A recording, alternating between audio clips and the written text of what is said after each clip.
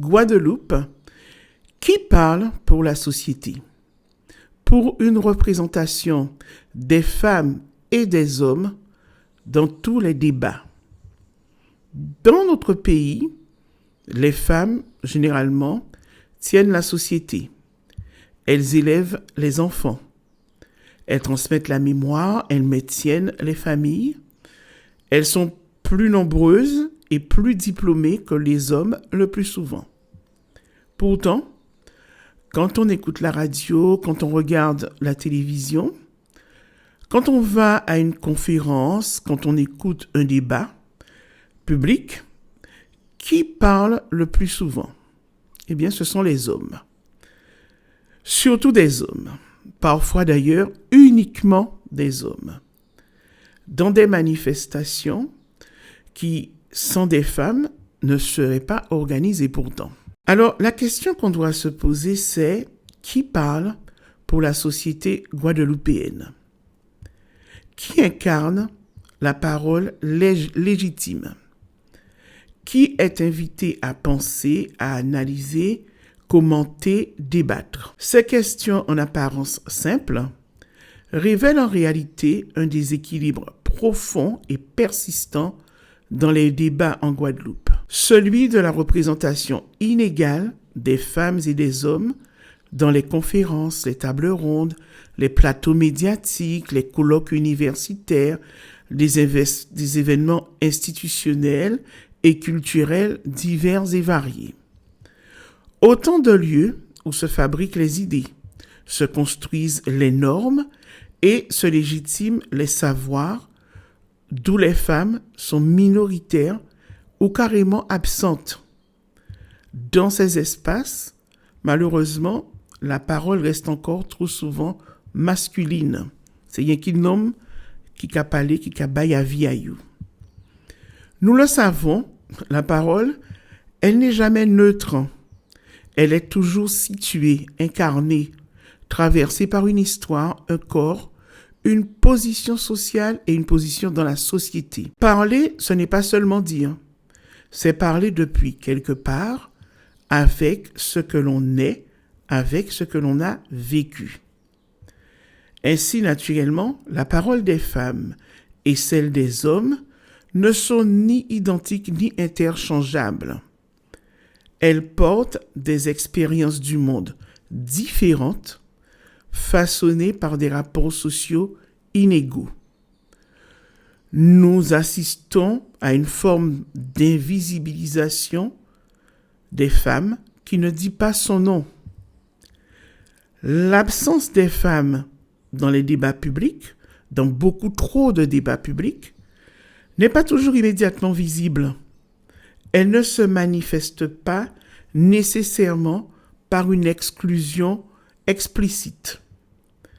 Elle prend des formes plus insidieuses, une sous-représentation chronique, une assignation à certains thèmes, une moindre légitimité accordée à leur expertise. On observe ainsi que les femmes sont davantage sollicitées sur des sujets dits sociétaux, éducation, famille, santé, tandis que les hommes dominent les espaces liés à l'économie, à la politique, à la stratégie, à la technique, au sport. Cette division n'est pas naturelle. Elle est le produit d'une construction sociale qui associe historiquement les femmes au prendre soin, à ce qu'on appelle le care, et les hommes au pouvoir et au métier du dehors. Ainsi, même lorsque les femmes sont présentes, leur parole est souvent encadrée, orientée, parfois minorée, et ça même de façon inconsciente. La question n'est donc pas uniquement celle de la présence des femmes, mais aussi celle de la qualité de leur participation. Au sein de la société guadeloupéenne, la femme, c'est un pilier, on le sait. Même quand l'homme est présent, c'est souvent elle qui exerce l'autorité au sein du foyer. C'est elle qui décide de l'éducation, des priorités, de la survie parfois, et organise la transmission. C'est une réalité historique héritée de l'esclavage, du Code noir, des stratégies de résistance des femmes guadeloupéennes pendant et après l'esclavage. La monoparentalité, où elles ont été et sont encore souvent la seule parente à élever les enfants, fait d'elles des expertes dans bien des domaines, bien plus que les hommes. Et c'est là le paradoxe. Ces femmes puissantes dans le foyer deviennent invisibles dans l'espace public. Le résultat, c'est quoi? C'est que quand on organise un débat sur l'éducation, on invite des hommes. Quand on organise une conférence sur l'économie, on invite des hommes. Quand on parle de mémoire, d'esclavage, de gros cas, de culture, eh bien certains et certaines vont inviter prioritairement des hommes. Alors que, dans le gros cas par exemple, ce sont les femmes qui assurent la transmission. Et si elles n'avaient pas investi, si elles n'avaient pas pris en charge cette musique et cette danse, elles ne connaîtraient pas la remarquable vivacité qu'elle affiche actuellement. Et les femmes dans ces débats? Eh bien, le plus souvent, elles sont reléguées à la logistique, à l'animation, à l'accueil, au café, au témoignage émotionnel, mais très rarement à l'expertise. En Guadeloupe, les femmes représentent plus de la moitié de notre population. En 2020, les femmes représentaient 54,1% de la population guadeloupéenne et les hommes 45,9%. Alors, comment peut-on organiser un débat public sans donner la parole à 54% de la population? Comment peut-on prétendre parler au nom de la société quand la moitié de cette société n'est pas représentée dans la parole? Ce n'est pas une question de militantisme, c'est une question de démocratie, de légitimité de la parole publique et de justice et d'équité. Les femmes sont exclues des débats, leur expérience, leur regard, leur expertise sont souvent exclus du débat.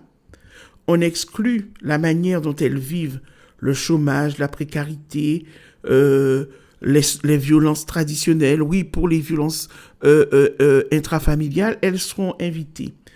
Comment elles vivent l'école, la santé, la culture. La parole publique ainsi fabriquée est aveugle, tronquée et profondément illégitime sur certains de ces aspects. Mais il ne faut surtout pas dire, comme je l'entends souvent, mais on n'a pas trouvé de femmes disponibles ou mais elles n'ont pas voulu venir. Les femmes sont disponibles. Les femmes ont des choses à dire. Elles sont même souvent plus formées, plus diplômées que les hommes dans notre société. Simplement, on ne les appelle pas assez souvent, on ne les cherche pas là où elles sont, on ne les légitime pas. J'ai une petite anecdote à ce sujet.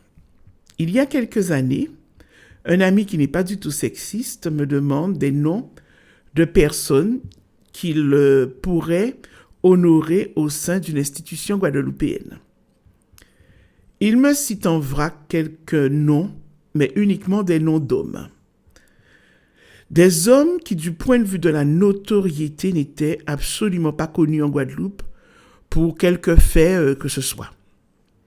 Finalement, je lui dis, je suis devant toi, j'ai déjà fait plus que toutes ces personnes regroupées, et pourquoi vous n'auriez pas Patricia Boisfond-Trouveau? Je savais que j'allais de toute façon refuser cet hommage. Mais il fallait que je le choque en sortant ça. Et son choc en m'entendant parler de moi, en tant que femme, a été à la hauteur de ce que j'espérais. Il est temps de briser cette assignation. Une femme peut parler de tout exactement comme un homme. Ne pas systématiquement associer des femmes au débat C'est une violence symbolique, une violence ordinaire. Elle doit cesser. Garantir une représentation équilibrée des femmes et des hommes dans les débats en Guadeloupe, c'est reconnaître que les expériences sociales sont différenciées, que les regards ne sont pas interchangeables et que la compréhension de notre pays nécessite une pluralité de points de vue. La parité n'est pas une contrainte, c'est une condition de production d'un savoir plus riche, plus juste, plus représentatif. Alors, il y a des gens qui veulent certainement savoir comment faire pour régler ce problème. Alors, comment donner systématiquement la parole aux femmes et aux hommes sur tous les sujets en Guadeloupe? Alors, il y a des techniques parce qu'il faut défaire certaines constructions mentales qui automatisent les contacts ou les personnes qu'on appelle pour parler de certains sujets. La première chose, c'est qu'il faut tout d'abord penser les thèmes de débat autrement. Il faut mettre en place la parité dans le discours public. Pour cela, il faut un travail en amont. Il ne suffit pas d'ajouter des femmes à des panels déjà constitués. Il faut repenser la manière dont les sujets eux-mêmes sont construits et la manière dont ils vont être abordés. Car les thèmes ne sont jamais neutres. Ils reflètent des priorités, des hiérarchies, des angles d'analyse qui peuvent, sans intention consciente, exclure certaines voix. Penser les thèmes de manière inclusive, c'est se poser systématiquement la question. Qui est concerné par ce sujet? Qui a une expérience ou une expertise à partager? Quels angles sont invisibilisés? Quels vécus ne sont pas connus ou mis en avant? C'est aussi refuser les évidences, élargir les cadres, déplacer les regards. Par exemple, parler d'économie sans interroger les inégalités salariales, la précarité féminine ou le travail domestique non rémunéré, c'est produire une analyse partielle. Parler d'urbanisme sans intégrer les enjeux de sécurité ou d'accessibilité vécus différemment par les femmes, c'est ignorer une part essentielle de la réalité. La parité implique de transformer les contenus et la manière dont ils vont être abordés, l'angle sous lequel ils vont être abordés. Aucun thème n'est naturellement masculin. Si vous ne trouvez pas de femme pour parler de thème, c'est que le thème a été mal décliné. Aucun thème de débat, aucun, mais absolument aucun, ne concerne seulement les hommes. Cette idée est un biais. Elle repose sur l'assignation traditionnelle des rôles sociaux. En réalité, les femmes vivent, subissent, agissent et pensent aussi sur ces sujets. On peut prendre des exemples. Il y a un débat sur la pêche. On va dire que la pêche, c'est un métier d'homme. Il y a pourtant des femmes qui peuvent être invitées sur des plateaux pour parler de la pêche. Par exemple, on peut avoir des chercheuses. On peut avoir des femmes qui tiennent des activités nautiques, comme on en a, par exemple, sur le bord de mer de Sainte-Rose. Moi, je connais une femme qui tient le rayon poissonnerie, qui est la gérante du rayon poissonnerie d'une très grande surface en Guadeloupe. C'est une expertise. On peut prendre un autre exemple. On parle des sports de combat. Alors, ça va être, on va associer tout cela à la virilité, à la force physique, mais il y a aussi des femmes qui sont des sportives de haut niveau. Il y a qui sont des arbitres. Moi, je connais une arbitre de boxe qui est une jeune femme qui peut être aussi invitée à parler de sport. On peut prendre un dernier exemple, le BTP et les travaux publics, où normalement, on a toujours tendance avoir des hommes, eh bien, dans ces métiers aussi, il y a des femmes qui peuvent être conductrices, ingénieurs, elles peuvent être aussi des élus, et puis il y a aussi des femmes qui sont dans les services administratifs de ces entreprises du bâtiment et qui maîtrisent parfaitement tous les aspects des métiers du bâtiment. Donc voilà comment on peut décliner un thème pour donner la parole à tout le monde. Instaurer la parité, donc, demande un travail actif. Élargir ses réseaux, sortir de ses cercles habituels, interroger ses biais, car souvent, les hommes pensent aux hommes d'abord. Il faut aussi une exigence des pouvoirs publics et des financeurs. C'est ici que le rôle des entreprises, des pouvoirs publics et des financeurs devient déterminant. Lorsqu'un événement est soutenu par des fonds publics ou des subventions, il engage la responsabilité collective. Il ne peut pas reproduire des inégalités structurelles sans être interrogé. Exiger la parité dans les événements financés par les collectivités guadeloupéennes, ce n'est pas imposer une contrainte arbitraire, c'est garantir que l'argent public généré par des femmes et des hommes ne contribue pas à exclure les femmes guadeloupéennes du débat. Les financeurs ont un levier puissant, celui de conditionner leur soutien à des critères clairs en matière d'égalité. Ce levier est encore trop peu utilisé. Cela signifie donc que les collectivités guadeloupéennes ont des combats concrets à mener pour la parité et pour l'égalité et pour la visibilité des femmes dans les débats publics. Mettre en œuvre la parité dans les débats publics ne relève pas d'un ajustement ponctuel. C'est un processus de transformation qui demande constance, vigilance et engagement. Cela implique de changer les pratiques, mais aussi les représentations. De reconnaître que la légitimité ne se décrète pas, mais se construit. Et que cette construction doit être ouverte, inclusive, équitable. Car au fond, la question est simple. Peut-on prétendre parler pour la société sans la représenter réellement? Il existe des méthodes, des techniques, des formations et même des sites internet pour apprendre à intégrer la parité dans les événements, débats, conférences, émissions télé, émissions radio, voilà. Quelques techniques qui peuvent garantir que la parité soit effective dans les débats, conférences ou autres panels mis en place en Guadeloupe. Il faut préparer les thématiques avec une lecture paritaire. Avant même d'inviter les intervenants, posez la question: quelle est la contribution des femmes et des hommes sur ce sujet? Autrement dit, la thématique doit être pensée en intégrant les expériences sociales des femmes et des hommes.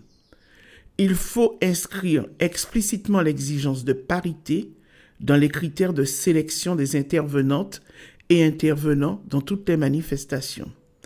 Il importe donc de constituer une base de données de femmes et d'hommes expertes et experts, compétents et compétentes par domaine. Il faut se former et rester sensible aux biais de genre, c'est-à-dire ne pas avoir le réflexe d'appeler un homme ou une femme systématiquement sur des sujets précis. On peut appeler un homme pour parler aussi, par exemple, des opérations de chirurgie esthétique. On peut appeler aussi un homme pour parler de beauté, de ce qu'on veut. On peut appeler une femme pour parler de mécanique automobile, de transport aérien. Voilà, ne pas enfermer les uns et les autres dans des registres préétablis. Aller au-delà des cercles habituels est une nécessité et il faut travailler à identifier de nouvelles voies, de nouvelles porteuses de messages. Pensez à équilibrer les rôles et pas uniquement les présences des femmes et des hommes.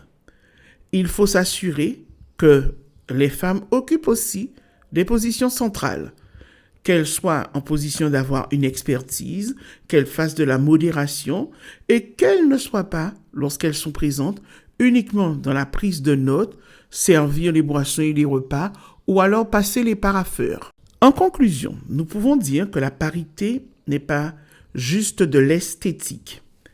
Elle ne relève pas de la courtoisie, mais de la justice. La parité dans les prises de parole publiques enrichit la pensée. Les femmes ne demandent pas à être invitées parce qu'elles sont des femmes. Elles doivent être invitées parce qu'elles sont aussi compétentes et légitimes que les hommes. La prochaine fois que vous organiserez un débat, une conférence, une émission, posez-vous une seule question. Qui va parler pour la société guadeloupéenne? Si vous n'entendez que des hommes, si vous n'avez que des hommes sur votre liste, dites-vous que vous n'avez pas le point de vue de la société entière, mais seulement le point de vue des hommes et que vous êtes en train de passer sous silence 54% de la société guadeloupéenne, à savoir les femmes. La distribution de la parole publique dans la société guadeloupéenne repose sur une exigence incontournable, la non-exclusion de la moitié la plus active de ses membres. Alors, si nous voulons vraiment comprendre cette société guadeloupéenne, toutes celles et tous ceux qui la composent doivent pouvoir la dire publiquement et la représenter publiquement dans toutes les sphères de débat.